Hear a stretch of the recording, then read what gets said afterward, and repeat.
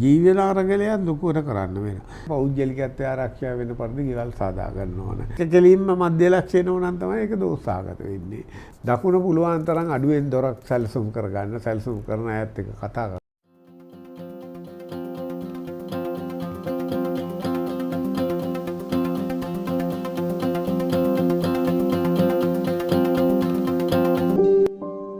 අයිබෝවන් පිරිවිඩ් වාස්තු YouTube චැනලේ මගින් මෙතෙක් කරලාද YouTube බලපු අපේ ජනතාව බොහෝ දෙනාගේ ඉල්ලීම් කරා මේ ප්‍රධාන දොර ගැන පැහැදිලි කිරීමක් කරන්න කියලා. මේ පැහැදිලි කිරීම කරන්න තමයි දැන් මේ අද දවසේ අදහස් කරන්න වෙන්නේ. ඇත්තටම එක වීඩියෝකින් මේක පැහැදිලි කරන්න බෑ. ප්‍රධාන දොරේ අවශ්‍යතාවයන්, ඒ ක්‍රියාකාරීත්වයන් වීඩියෝ කීපයක් අපිට 1 2 3 4 වගේ ලෑස්ති කරගන්න වෙනවා. එතෙන්දී මම කැමතියි ප්‍රධාන දොර කියන එක යම් හැඳින්වීමක් කරන්න. ප්‍රධාන දොර කියන්නේ අපිට ඒක සමපාද කරොත් අපේ තියෙන මුඛය තමයි ප්‍රධාන දොර. ගෘහයකත් ප්‍රධාන මුඛය තමයි ප්‍රධාන දොර. එතකොට ඒ වගේ අපේ ශරීරයේ මුඛයන් තියෙනවා මේ 9ක්.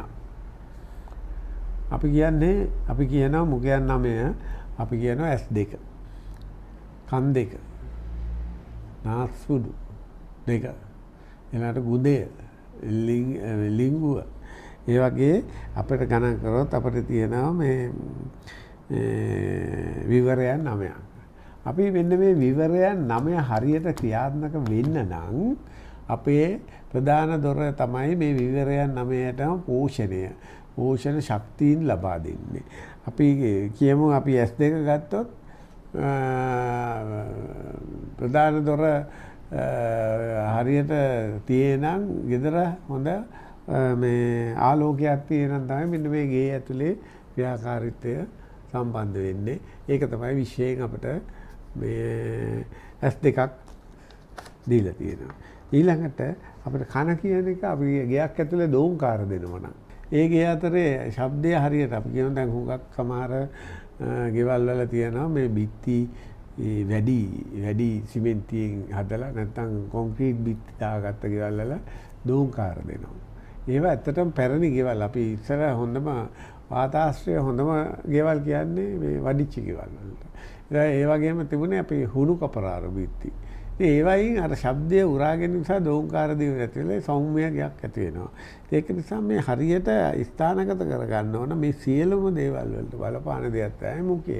මුඛයෙන් එන ආහාර ටික, මුඛයෙන් එන ශක්තිය, මුඛයෙන් එන දේවල් වලින් තමයි මේ කටයුතු නිවැරදිව අපි කියන නාස් විවරය කියන්නේ ඒක හරියට හුලං වාතයේ තියෙන්න ඕන ගයක් ඇතුලේ. එතකොට තමයි ගේ ඇතුලේ තියෙන දේවල් ක්‍රියාත්මක වෙන්නේ. ඒ මුඛය මේ එතකොට ඊළඟට අපි කියනවා මේ ලිංගය කියන්නේ පෞද්ගලිකත්වය ආරක්ෂා වෙන පරිදි ගෙවල් සාදා ගන්න ඕන.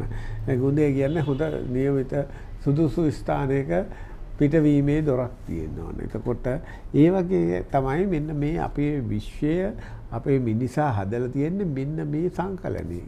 එතකොට මෙන්න මේ සංකලනය නිසා ඒ નિયમિત තන ස්ථානයේ දොරක් තිබුණොත් අපි මේ පෙන්නන රූප සටහනේ මාක් කරලා තියෙනවා, සැලසුම් කරලා තියෙනවා નિયમિત දොරවල් තිය යුතු ස්ථාන. අපි මේ નિયમિત දොරවල් තිය යුතු ස්ථාන ගැන ඉදිරි වීඩියෝවන් වලදී විස්තර කරන අතරම අද කතා කරනවා අපි මේ ප්‍රධාන දොරක තියෙන ප්‍රධානම මේ කරුණු මොන වගේ වෙන්න ඕනද කිය. එතකොට අපි කතා කරද සුදුසු ස්ථානයේ දොර තියන්න. එතකොට ඒ වගේම ගෙදර ඉස්සරහා පුළුවන් නම් තමුන්ගේ නාම පූර්වක් සවි කරන්න. ඒකත් ඒ ගෙදරටත් තමුන්ටත් තියෙන ආශිර්වාදයක් වෙනවා. එතකොට ඊළඟට ප්‍රධාන දොර අඳුරේ තියන්න එපා. අඩු ගානේ පොඩි ලයිට් එකක් හරි නැත්නම් හොඳට ආලෝකය වැටෙන තැනක වැටෙන්න තියෙන ඉස්සරහා ගස් වවාගෙන එතනට කළුවර වෙන පැත්තක වෙන විදියට සකස් කරගන්න එපා. එතකොට ඒ වගේම තමයි ප්‍රධාන දොරකින් නිවාස දෙකකට එක ප්‍රධාන හුඟක් ගෙවල් වල පවුල් දෙකක් තුනක් ඉන්නවා. ඒවයි කුස්සි දෙකක් තියෙන්න බෑ. එක ප්‍රධාන දොරකට එක කුස්සියයි. ඒකකොට තමයි අර විවරයන් නමේ හරියට ක්‍රියාත්මක වෙන්නේ. නැති වුණා මොකද්ද වෙන්නේ? ඒක ප්‍රධාන උළුවස්සකට කුස්සි දෙකක් අතර සාමයේ සමගිය ඒකේතර නැති වෙනවා. ඒකගේම තව දැන් මේ අපේ සමාජයේ තියෙන ප්‍රධාන දොරට කෙලින් ගෙයි මධ්‍ය ලක්ෂ්‍ය වෙනවා. ඔව්. ඒක හැබැයි ඒක තේරුම් ගන්න ඕන ප්‍රධාන අපි අඩි 4ක් පල්ල දොරක් නම් අඩි 2 තියෙන තැනට කෙලින්ම මධ්‍ය ලක්ෂ්‍ය වෙනවා නම් තමයි ඒක දෝෂාගත වෙන්නේ. මොකද ඕනම අපි ගෙදරක මධ්‍ය ලක්ෂ්‍ය ප්‍රධාන හැටියට ගන්න කම්පනයන් ප්‍රධාන දොරේ මැදත් එක්ක තමයි මේක සම්පාත වෙන්නේ. ඊළඟට ඒකේ මධ්‍ය ලක්ෂ්‍යයේ කම්පනයනුත් සම්පාත වුණාම වෙලා තියෙන වඩා කම්පනයන් රටාවට මේ දෙක ඝට්ටණය වෙලා මේ ප්‍රධාන දොරේ කම්පන රටාව අඩු වෙන්න පුළුවන්. මොකද ගෙදරේ බරත් එක්ක ගත්තාම ගෙදර කම්පන රටාව ප්‍රබලයි. නිසා තමයි මේ මැද නිවසේ මධ්‍ය ලක්ෂ්‍ය සම්පාත වෙන්න එපා කියන්නේ. එතකොට ඒ වගේ අපි කියන පිටිපස මේ ප්‍රධාන දොරට කෙලින් ජනේල දෙකක්. ප්‍රධාන දොරනේ ජනේල දෙකක්. නැත්නම් උළුවව් දෙකක් එකම කෙලින් තියෙනවා නම් ඒක දෝෂ හැටියට සලකනවා. ඒ සලකන්නේ අපි දැන් අපි අනෙක් වීඩියෝ අපි මේ ගෙදර කම්පන රටාවක් පැහැදිලි කරලා තියෙනවා. මෙන්න මේ කම්පන රටාව අපි කියන දැන් තරංගාකාරයට තමයි යන්නේ. මේ කම්පන රටාව අපි කියනවා මේ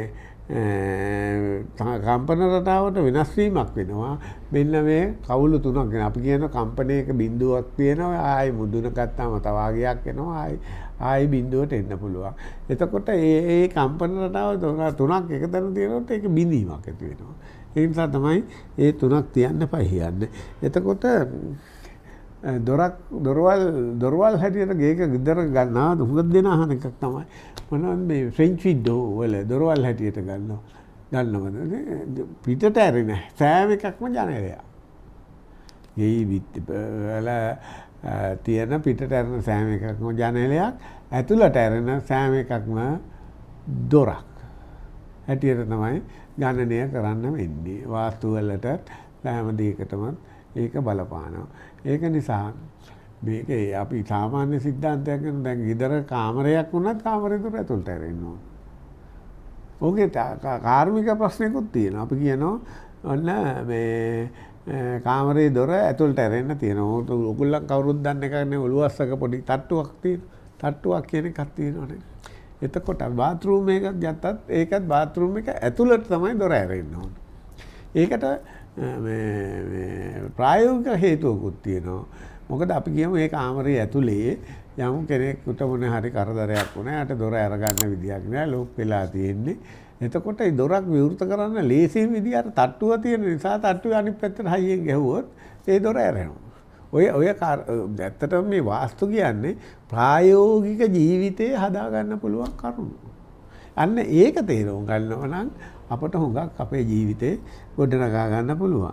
ඒ වගේම දැන් අපි කියමු දොරවල් වල මේ මම පෙරදී පෙන්වපු මේ චක්‍රේ තියෙනවා දිශාවල් හතරටම සුදුසු ස්ථාන පෙන්නලා මේ හරි සලකුණෙන් මේ පෙන්නපු ස්ථාන තමයි ගෙදරකට සුදුසු. අපි මේ සුදුසු ස්ථාන පිළිබඳ වෙනම වීඩියෝකින් විස්තර කරන්න අදහස් කරනවා.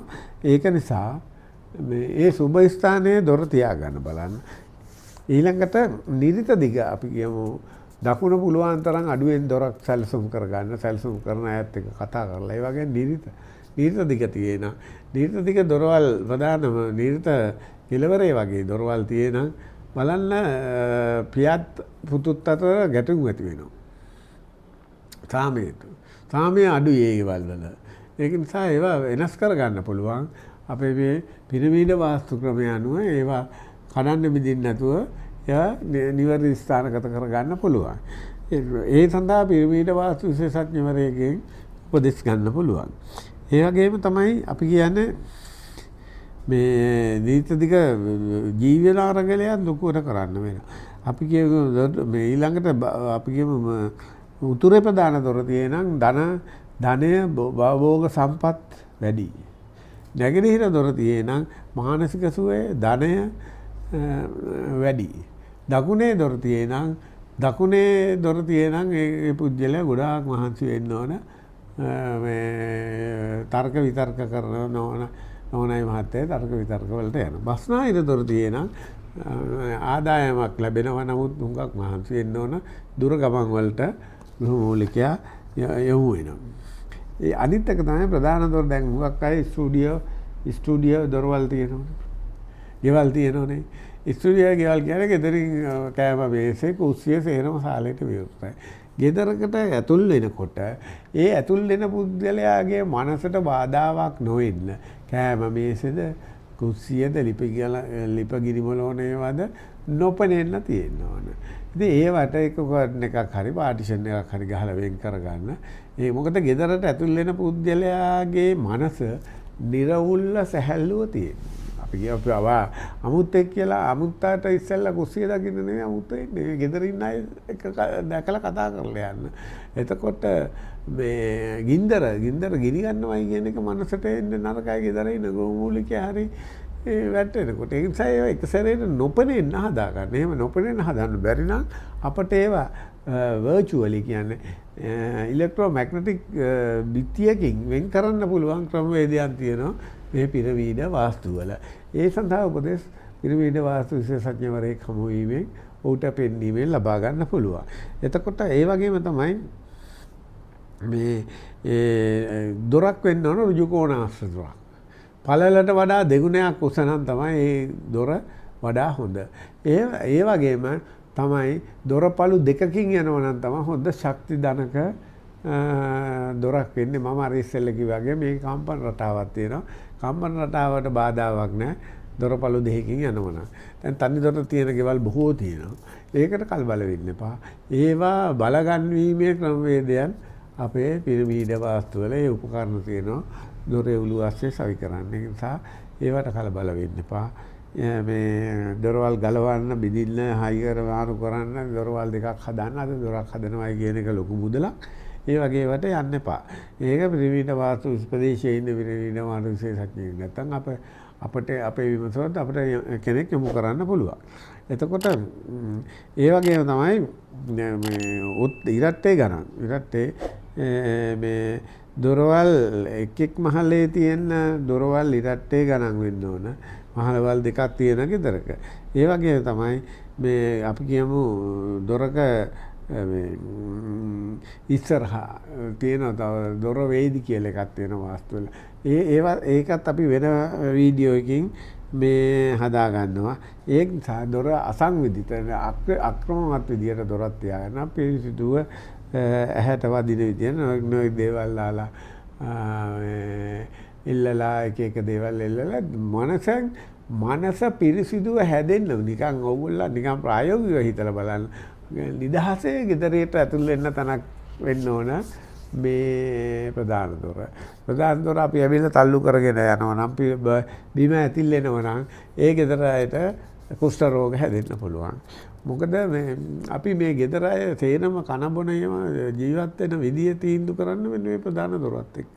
මම කිව්වාගේ වාතය ආලෝකය ඒවත් මේ ගෙදර අය මුඛයන් නම ක්‍රියාත්මක වෙන්න ඕන නිරෝගී මනසන් නිරෝගී ජීවිතයක් ගෙනියන්න. ඒක නිසා ඕගොල්ලෝ මම මේ කියාපු කරුණු ගැන අධ්‍යයනය කරලා